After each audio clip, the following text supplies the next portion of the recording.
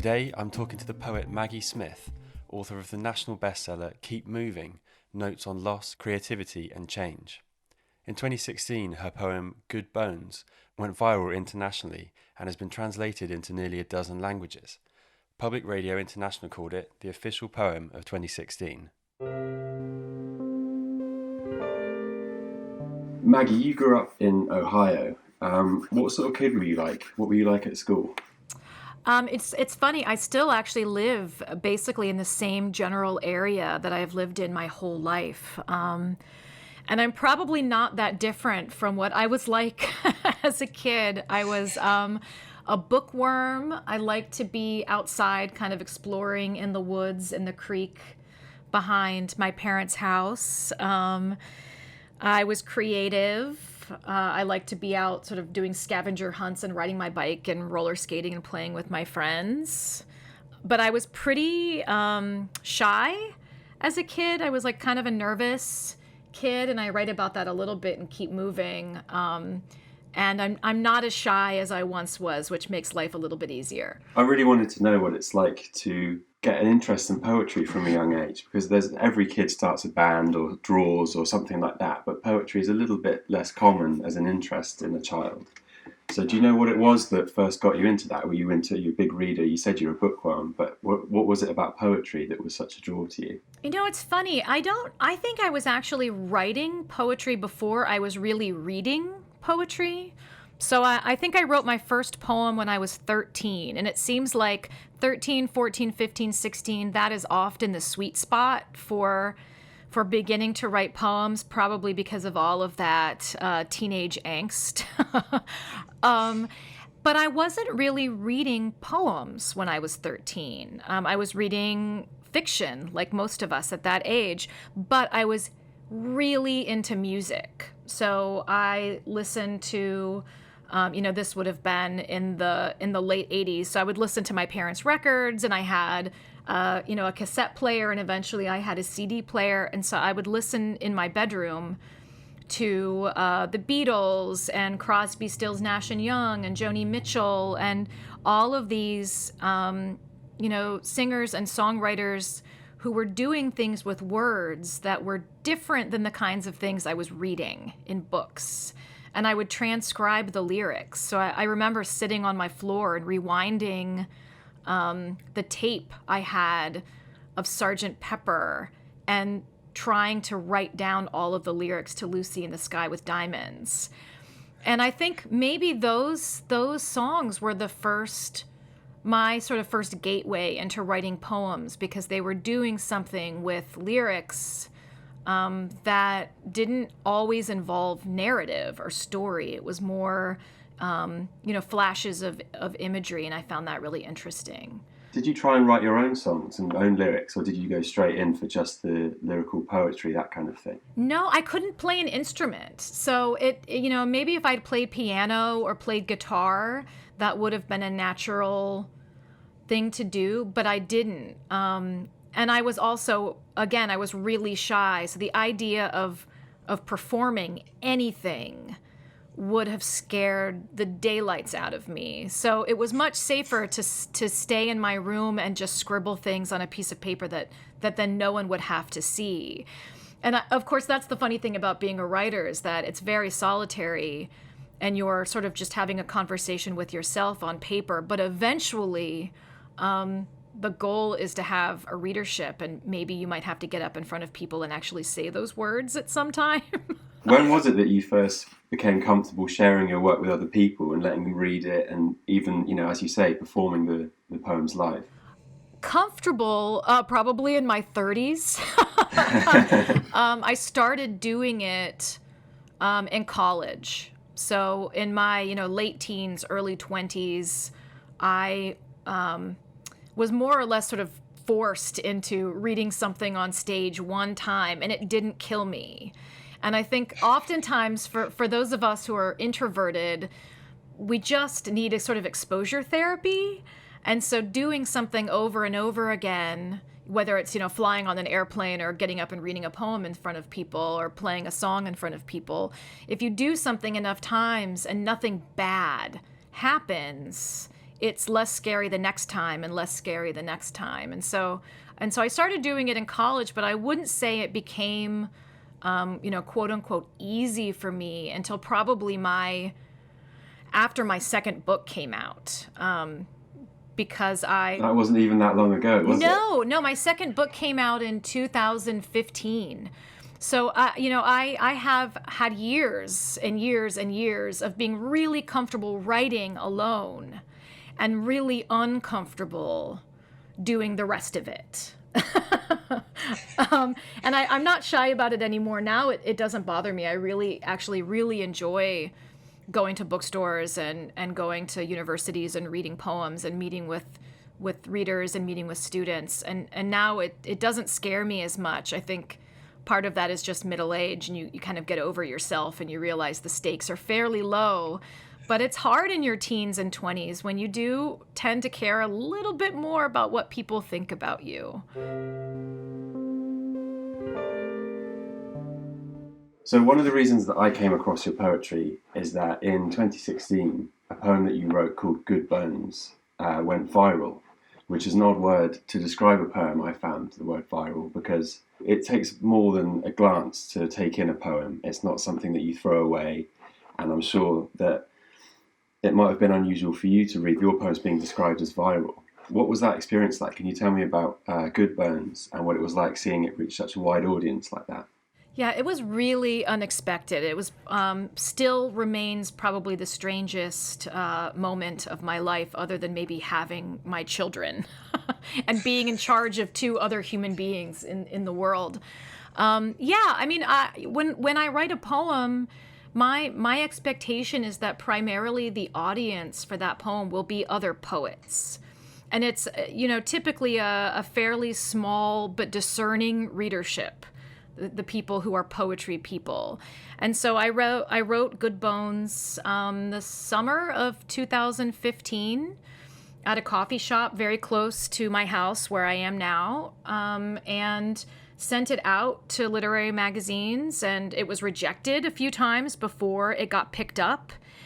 And then it got slated for publication, almost a year later. So I kind of just forgot about it and kept writing other poems. And it didn't strike me as anything different than anything I had done before. And then when it came out, it just so happened to be the week that Joe Cox was killed. And it just so happened to be also the week here that the Pulse nightclub shooting happened in Orlando, Florida. And so it really came down to timing of the publication of that poem. And it just caught fire because of those events, and people needed comfort and were really grasping for something that week and in the weeks following. And it was incredibly strange. I mean, I'm a mom in Ohio who writes poems. So to, have the BBC reaching out about a poem I wrote at a coffee shop a few blocks from my house is not something that I was used to or will really ever be used to. It almost feels sort of out of body, like it happened to someone else. And now when I read that poem or see it shared or hear about other people reading it, it almost feels like public domain work, like it's not mine. I read that Meryl Streep read it once, which must be quite an unusual experience to hear your words coming out of her mouth. Yes. I mean, just the fact that she knows I exist is really strange. I won't lie. I mean, that's like, wait, Meryl Streep knows there's an American poet named Maggie Smith. That alone is really strange. And yes, I got to listen to the audio of that. I wasn't at Lincoln Center when she read it, but I got to hear the audio, and it was maybe the most surreal moment of my life. It's like, that's Meryl Streep, and I'm who? It's very, very strange and humbling, and it consistently surprises me how many people this poem touches. The reason you wrote the poem initially, it's written to your kids, isn't it? It's written as your interpretation of what was going on around that time. and the way that you're going to tell it to your kids in the future. And now this is already 4 or 5 years ago. So are your kids old enough to appreciate what you're doing now? How old are your kids at the moment? Yeah, so now, I mean, they were little back then, so they weren't listening to NPR or watching the news. They had no idea. They were going to school but didn't know about school shootings, right? So I wrote that poem as a mother in the 21st century having no idea how to orient young people to this world that makes, frankly, very little sense to me as an adult most of the time. And now they are 12 and 8 and do know more about what's going on in the world and are aware of politics and are aware of more of the dangers in the world than certainly they were, 6 years ago. But it's still a sort of balance, is how much do we shelter our kids to keep them happy, and how much do we tell them in order to not lie, and that's the balance. After having written Good Bones, which is a more broadly reaching collection of poems, it covers the world as a whole, you went on a much more personal endeavour and you wrote Keep Moving, Notes on Loss, Creativity and Change, which started out as some tweets and then developed more and more into a book, which is quite an interesting thing because it's not a book of poetry, it's more of, the fact that you've described it as notes on loss, creativity and change, I think is a interesting way, because it's just sort of like post-it notes of information and quite inspirational things. Can you tell me a little bit about how that came to be? Yeah, it's my first book of prose, although it is short form.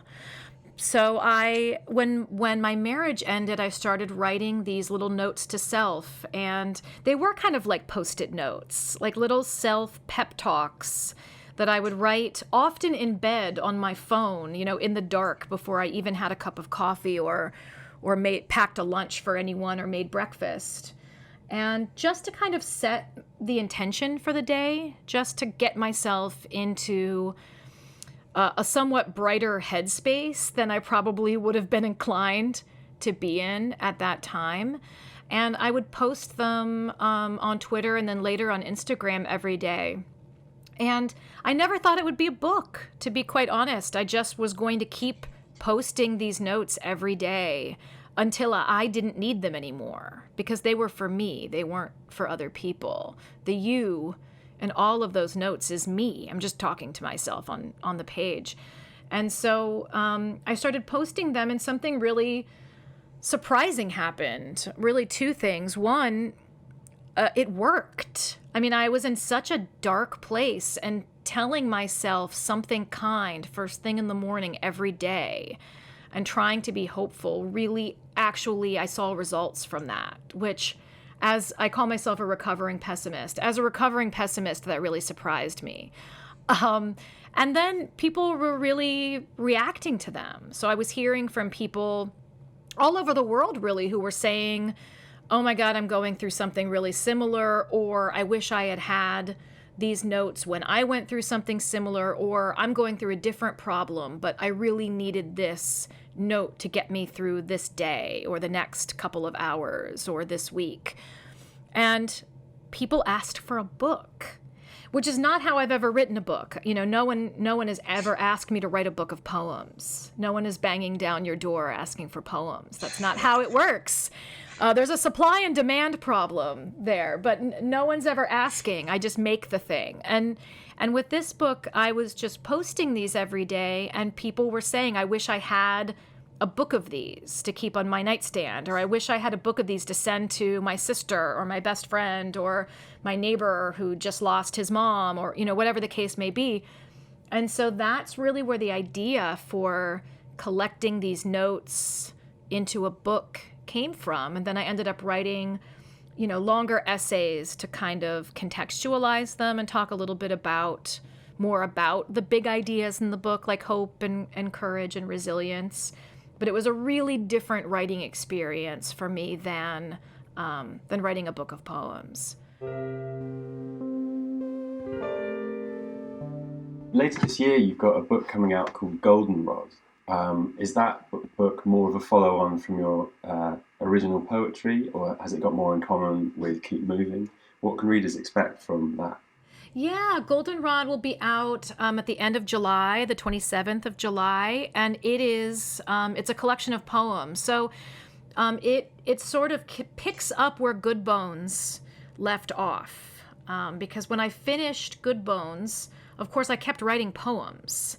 You just have to call it at some point, and that book goes to press, and then you continue to write poems. And so over the past, 5 or 6 years, I've been writing and writing and writing, and Goldenrod is the best of the poems I've written since Good Bones was published.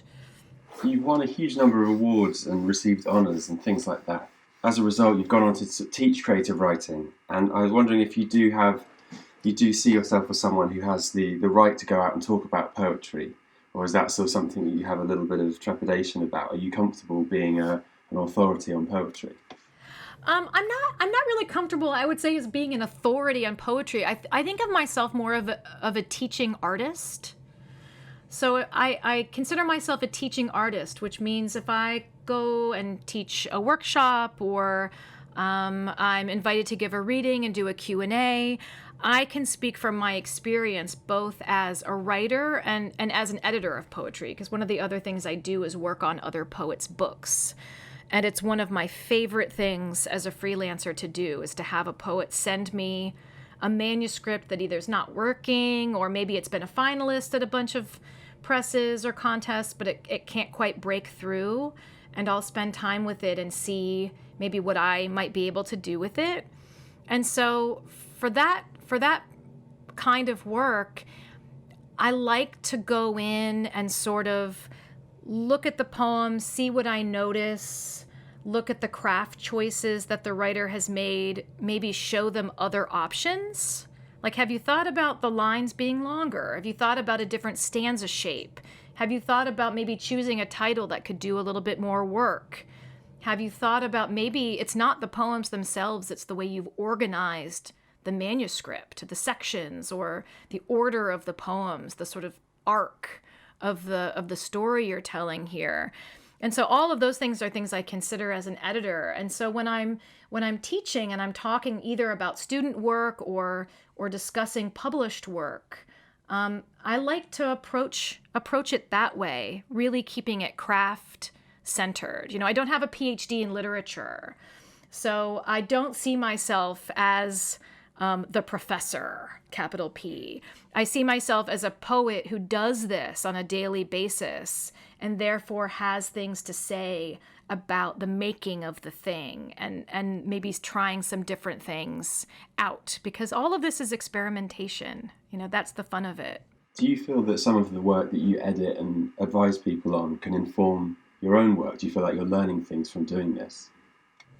Oh yeah. I mean, I'm always, it's just like reading anything, right? I mean, anytime I pick up a book of poems, I'm half reading it for pleasure, and I'm half reading it as a sort of fact-finding mission, because I'm really interested in seeing, okay, what's the interplay between sentence, structure, and line here? Or how are they using sound? Or, I'm interested in the way that they're, using titles throughout this piece of work. So it's always about what can I glean for myself from what I'm reading.